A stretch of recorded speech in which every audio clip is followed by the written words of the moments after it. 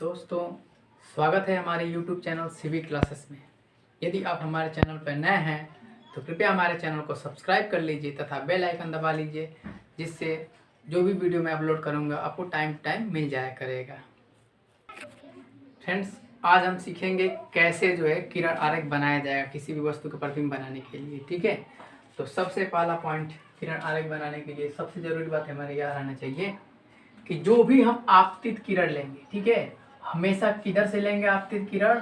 तो बाएं साइड से। ठीक है, आपतित किरण सदैव बाएं साइड से आपतित कराएंगे। ठीक है, दूसरा कंडीशन क्या होगा कि परावर्तक तल होगा, दर्पण का जो परावर्तक तल किधर होगा हमेशा? तो बाएं साइड होगा। परावर्तक तल पे किधर होना चाहिए? हमेशा बाएं साइड होनी चाहिए। तीसरा पॉइंट हमारा है कि परावर्तक तल कंडीशन हो गया। अब हमें दो किरण सदैव लेना है। ठीक है, हमेशा दो किरण, किसी भी वस्तु का प्रतिबिंब बनाने के लिए हमेशा कम से कम दो किरण लेना अनिवार्य है। एक किरण क्या होगा? तो मुख्य अक्ष के समांतर होगा। पहली किरण सदैव मुख्य अक्ष के समांतर होगा, और जो दूसरी किरण लेंगे वह किरण जो है जो वस्तु के पास में होगा, दर्पण का जो बिंदु, चाहे कोई भी दर्पण हो, गोली दर्पण चाहे तल, जो उस वस्तु के पास होगा। ठीक है, मान लीजिए कि वक्रता केंद्र पास बढ़ गया तो वक्रता केंद्र से गुजारेंगे। यदि मुख्य फोकस पड़ जा रहा है पास में वस्तु के तो मुख्य फोकस से किरण गुजारेंगे। यानी जो वस्तु के पास, जो बिंदु वस्तु के पास होगा उसी से दूसरी किरण को हम गुजारेंगे। पहली मुख्य अक्ष समांतर फिक्स रहेगा और दूसरी जो है जो दर्पण के पास होगा उससे गुजारेंगे। ठीक है, तथा चौथा पॉइंट है कि जब दोनों किरण क्या होंगी, दर्पण से टकरा करके परावर्तन जब होगा तो जिस बिंदु पर काटेंगी, जिस बिंदु पर क्या होंगी, काटेंगी, वहीं पर क्या होगा, हमारा प्रतिबिंब बनेगा। ठीक है, चलिए हम आगे बात करेंगे अब इसके। चलिए, तो अब हम गोलीय दर्पण से प्रतिबिंब बनने के नियम को सीखेंगे। सबसे पहला पॉइंट कि जब कोई किरण मुख्य अक्ष के समांतर आएंगी, ठीक है, तो परावर्तन के पश्चात मुख्य फोकस से जाएंगी, या मान लीजिए उत्तर रहेगा तो क्या होगा, मुख्य फोकस से जाती हुई ऐसे परावर्तित हो जाएगी, लेकिन ऐसा लगेगा कहाँ से आ रही है, तो पीछे मुख्य फोकस से आते हुई प्रतीत होंगी। एक पॉइंट इसको याद रखना है, मुख्य अक्ष के समांतर चलने वाली प्रकाश किरण परावर्तन के पश्चात मुख्य फोकस से जाएंगी, जाती हैं या जाती हुई प्रतीत होती हैं। First point. सेकेंड पॉइंट इसमें क्या रहेगा, तो जब मुख्य, इसी का उल्टा, मुख्य फोकस भी यदि मान लीजिए मुख्य फोकस से प्रकाश किरण चलेंगी तो परावर्तन के पश्चात क्या हो जाएंगी, मुख्य अक्ष के समांतर हो जाएंगी।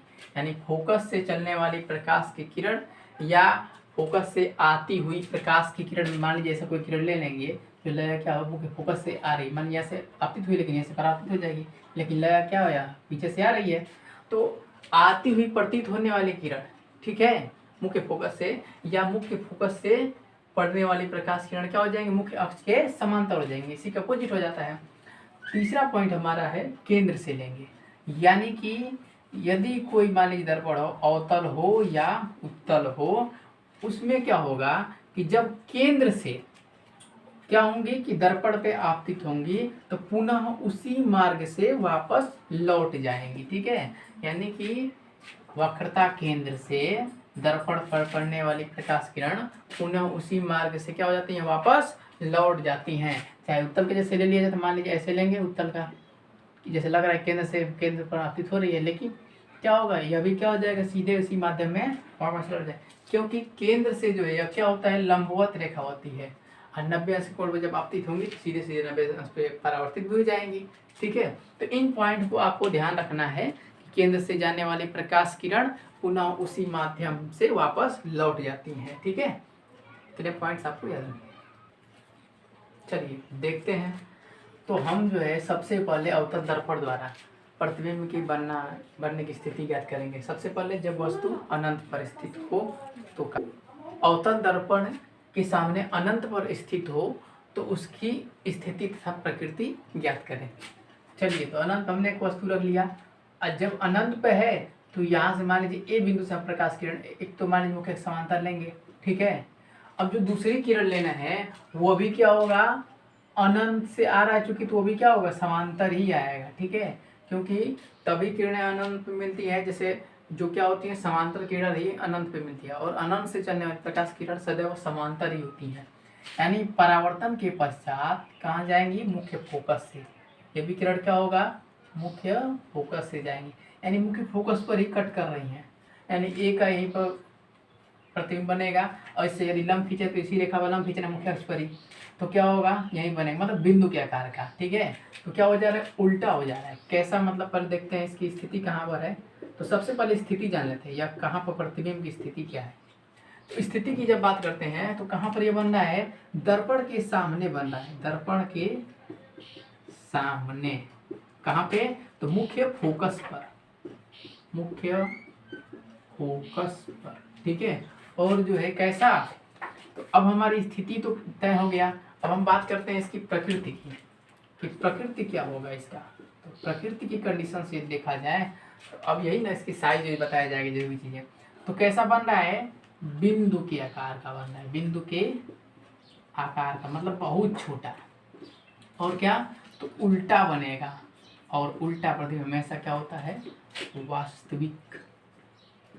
यानी कि दर्पण के सामने जो भी प्रतिबिंब बनेगा वो कैसा बनेगा, वास्तविक बनता है, ठीक है। और बिंदु के आकार का उल्टा वास्तविक प्रतिबिंब बनेगा, ठीक है। अब हम अगले कंडीशंस की बात करेंगे। अगली स्थिति है हमारी, जब वस्तु अनंत और वक्रता केंद्र के बीच में होगा तो कहाँ बनेगा। तो अनंत और वक्रता केंद्र के बीच का मतलब होता है मध्य में नहीं, अनंत और वक्रता केंद्र के बीच में कहीं भी हो सकता है, ठीक है। तो उस स्थिति में प्रतिबिंब कहाँ बनेगा। तो सबसे पहले हमने एक वस्तु रख लिया ए बी। अब ए से हम पहली किरण कहाँ से गुजारेंगे, तो मैंने बताया मुख्य अक्ष से फिक्स रहेगा, जो कहाँ जाएगी, मुख्य फोकस से, परावर्तन के पश्चात मुख्य फोकस चली जाएगी। अब दूसरी किरण इस वस्तु के पास कौन सा बिंदु है, देखा जाए तो सी है पास में। तो दूसरी किरण हम क्या करेंगे, इस वक्रता केंद्र से गुजारेंगे, यानी कि ऐसे। तो क्या होगा, परावर्तन के पश्चात यह क्या हो जाएगा, पुनः इसी माध्यम से वापस लौट जाएगी। यानी परावर्तन के पश्चात ये किस बिंदु काट रही है इस दूसरे किरण को, यहाँ पे। अब हम क्या करेंगे, तो यहाँ पर ए का प्रतिबिंब बनेगा, ठीक है। ए बन गया, ए डैश, ए का प्रतिबिंब।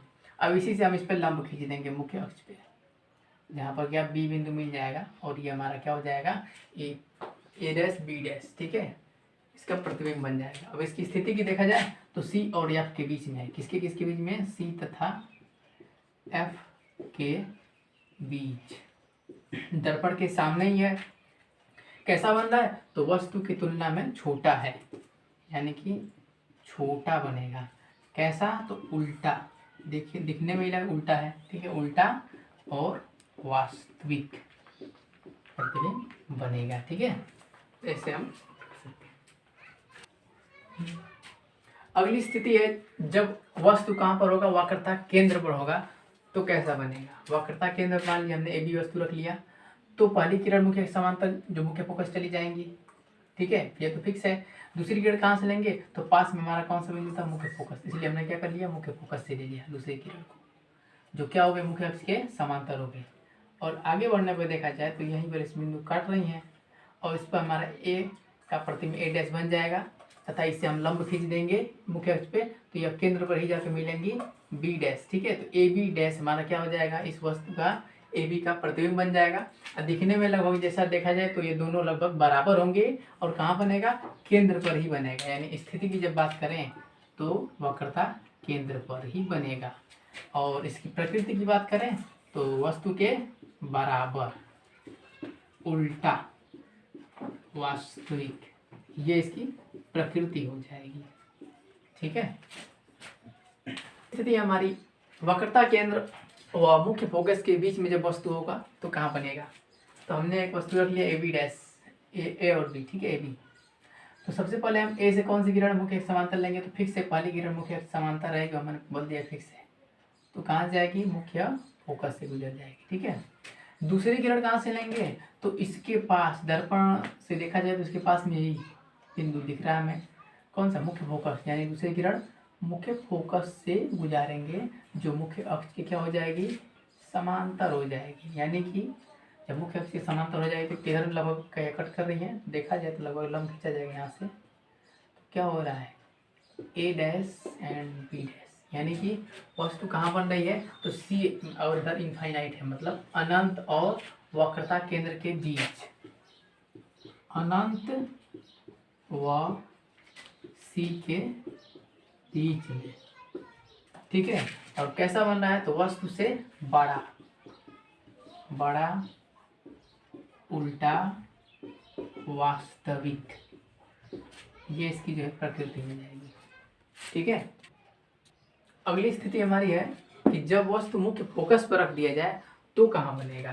तो सबसे पहले चलिए देखते हैं, मुख्य फोकस पर रख करके ए बी वस्तु एक प्रतिबिंब बनाएंगे, समांतर रख ले लेंगे मुख्य अक्ष के, जो कहाँ से जाएगी, तो यह जो है किरण मुख्य फोकस से चली जाएगी। दूसरी किरण क्या लेंगे, तो देखिए इधर कोई बिंदु से मतलब है नहीं, ठीक है, फिलहाल देखा जाए तो सी और एफ ही है जनरली, तो हमारा सी दिख रहा है।